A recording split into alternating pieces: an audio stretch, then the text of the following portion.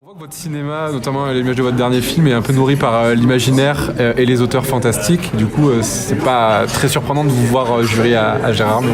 J'en rêvais depuis longtemps, donc depuis Avoriaz et toutes les émissions que je voyais, tous les papiers que je lisais, et après Gérard May.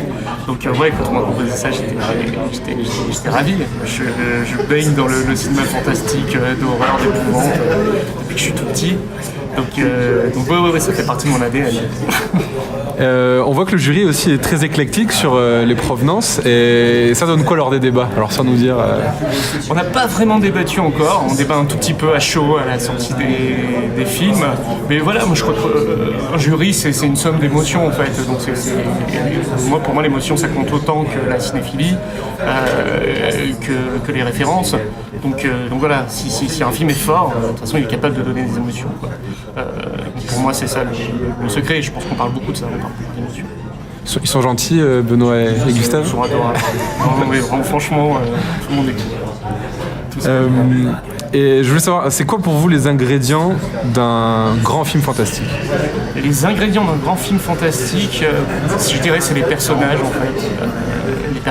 Des personnages forts, une mise en scène singulière. Et puis voilà, une direction artistique qui tue, quoi. Voilà, pour moi c'est vraiment les films de Dario Argento, les films de Brian De Palma, les films de John Landis, voilà, tous les grands classiques des années 70-80, pour moi c'est vraiment les films fantastiques les plus forts. Des films qui aussi parfois arrivent à me faire pleurer, parce que il n'y a pas seulement de l'horreur, il n'y a pas seulement du fantastique, il y a des personnages émouvants, quoi. Et justement, c'est quoi vos références ultimes dans l'univers fantastique, et quelque chose qui vous inspire aussi pour vos films? Il y en a plein. C'est le cinéma italien, c'est les films de Lucio Fulci, les films d'Argento dont je parlais tout à l'heure, les films de Bava, plutôt le cinéma européen en général, et quelques grands cinéastes américains, comme